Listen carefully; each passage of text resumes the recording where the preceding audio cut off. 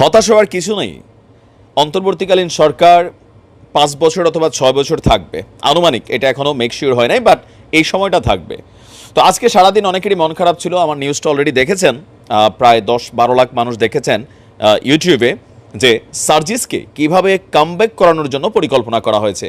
আজকে সকালে বইলা সারতে পারি নাই, বিকালে কিন্তু সার্জিসের অ্যাক্টিভিটিস শুরু হয়ে গেছে। তবে সার্জিস সম্পর্কে আপনাদেরকে একটা বার্তা দেই যে সার্জিসের আজকের দিনের যে ভূমিকাটা, আমি যে বিষয়টা নিয়ে ফোকাস করছি, ডক্টর আসিফ নজরুল স্যার যে বিষয়টা নিয়ে ফোকাস করলেন, যে রাষ্ট্র গঠনের যে নেতা, আমরা ভাবি নেতা মানে হবে বুড়া থুরা, মানে অলরেডি আমরা এতদিন যাদেরকে দেখছি দাঁত দুধ পড়ে গেছে, চুল পাইকা গেছে, রাজনীতি, এরা আসলে কূটনীতি শিখছে, মানুষকে কিভাবে, দলকে কিভাবে, মানে এক দল আরেক দলকে কিভাবে বাটে ফেলানো যায়, এগুলার জন্য আসলে অনেক বয়স লাগে। কিন্তু দেশকে পরিচালনা করার জন্য একটা আইডিয়া, পারসেপশন, ক্লিয়ারেন্স, স্বচ্ছ মন মানসিকতা, এটা কিন্তু বুড়া বয়সে থাকে না, বুড়া বয়সে 2 নাম্বারই চিন্তায় আসে। তো সার্জিসের কথাবার্তা অ্যাক্টিভিটিসে গেল কয়েকদিন যাবৎ, যারা দেখলেন যে সমন্বয়কের মধ্যে মানে উপদেষ্টা মণ্ডলীতে ঢুকে নাই, তা আমি বলছিলাম যে সার্জিস একটা অন্য জায়গা থেকে আসবে, because is very very talented boy. আর আজকে তার যে ভূমিকাটা ছিল, ধরুন আওয়ামী লীগের মধ্যে মুখপাত্র হিসাবে ওবায়দুল কাদের সাহেব যে দায়িত্বটা পালন করছেন, পাশাপাশি বিএনপির মধ্যে এতদিন যাবৎ রিজভী সাহেব অথবা ফখরুল ইসলাম সাহেব, তারা যে দায়িত্বটা পালন করছেন, আজকে বৈষম্য বিরোধী ছাত্র আন্দোলনের যখন প্রেস ব্রিফিং ছিল বা বিভিন্ন অ্যাক্টিভিটি ছিল আজকে বিকালে দায়িত্ব নেওয়ার পরে, সেখানে আমরা দেখলাম সার্জিস কথা বলছেন, গণমাধ্যম তাকে কাভার করছে।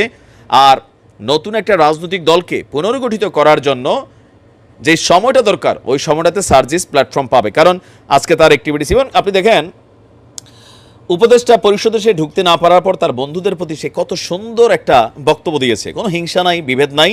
আমাদের অন্যান্য দলগুলোর মধ্যে কিন্তু এগুলা আমাদের চোখে পড়ে। আচ্ছা, তো আজকে কোটা সংস্কার এবং তৎপরিবর্তিতে সরকার পতনের পর এক দফা আন্দোলনে যারা আহত হয়েছে তাদের তালিকা হচ্ছে বলে জানিয়েছে আপনার সার্জিস আলম। আহতদের চিকিৎসার যে দায়িত্ব সেটা রাষ্ট্র নেবে। এক বক্তব্যে তো মনে করলেন যে সবার মনের ভিতরে একটা পজিটিভ জায়গা তৈরি করছে। বিকাল 3টার দিকে আহতদের খোঁজ খবর নিতে ঢাকা মেডিকেল কলেজ হাসপাতালে গিয়েছিল বৈষম্য বিরোধী টিম। এই সময় সার্জিস আলম, হাসনাত আবদুল্লাহ, মাহিন সরকার, হাসিব আল ইসলাম, রিশাদ, তারা উপস্থিত ছিলেন। এখন আমাদের যে উপদেষ্টা মণ্ডলীতে নাহিদ এবং আসিফ, এই দুজন কিন্তু এখন আর আম পাবলিকের মতন মুভমেন্ট করতে পারবে না, তারা একটা রাষ্ট্রীয় প্রোটোকলের সিস্টেমে তাদেরকে চলতে হবে। তো বাহিরে যারা এই বৈষম্য বিরোধী আন্দোলনের যে বিশাল সমন্বয়ক সারা বাংলাদেশে, এদেরকে উজ্জীবিত রাখা, এদেরকে একত্রিত রাখা, এদেরকে ইউনাইটেড রাখা, এই বিষয়গুলোর দায়িত্বের মুখপাত্র কিন্তু সার্জিস দ্য ব্লুটুথ বয় হতে পারে আগামী দিনের রাষ্ট্রনায়কও, আমরা এরকমটাই দেখছি তার অ্যাক্টিভিটিসে। তো সে কি বলছে যে সমন্বয়কদের নিয়ে ঢাকা মেডিকেলের বিভিন্ন ওয়ার্ডে ওয়ার্ডে ঘুরেছেন, আহতদের খোঁজখবর নিয়েছেন এবং তাদের তালিকাও তৈরি করেছে। এরপর ঢামেকের সামনে সাংবাদিকদের সাথে সংবাদ সম্মেলন করেছে।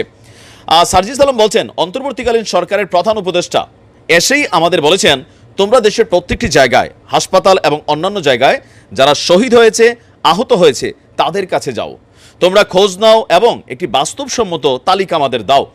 সার্জিস বলছেন, এই মানুষগুলোর গুরুত্ব আমাদের কাছে সবার আগে।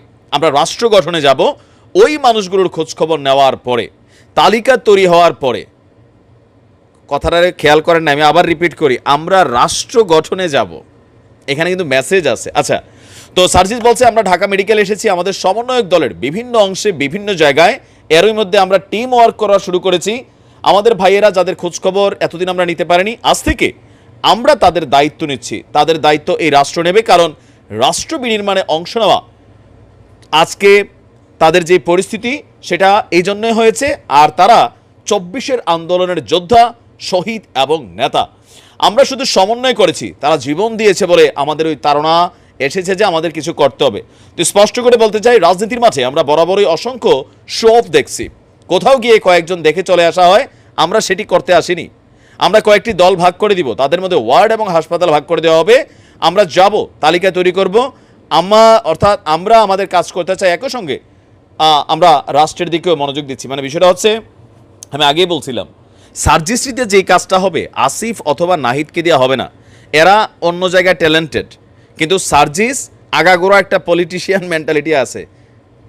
আপনি তার কথাবার্তা যারাই শুনছে মুগ্ধ না মুগ্ধ, কারণ অরিজিনালি আমাদের যে তথাকথিত যে সিস্টেম, ওইখানে যারা কথা বলেন মুখপাত্র, ওই খালি কি কে আর কোনো জায়গায় আহত নিহত হলে একবার যাই একটু হাত টাত বুলাইয়া, এরপর আর খবরও থাকে না। কিন্তু সার্জিস বলছে যে খবর থাকবে, চিকিৎসা ভার ব্যয়ভার বহন করবে, পাশাপাশি রাষ্ট্র কর্তৃক এদেরকে একটা পার্মানেন্ট ভাতা বা ওই সুযোগ সুবিধা দিতে হবে যেটা মুক্তিযোদ্ধাদের দেওয়া হয়েছে। ব্লুটুথ বয় আগামী দিনে শাইন করবে, বিশ্বাস করি ছেলেটা। আগায় যাও ভাইয়া, অনেক দূর আগায় যাও। আমার নিজের ভেতরের যে স্পৃহা, স্পিড, সেটা আমি সার্জিসের মধ্যে দেখতে পাই। ভালো থাকুন, আসসালামু আলাইকুম।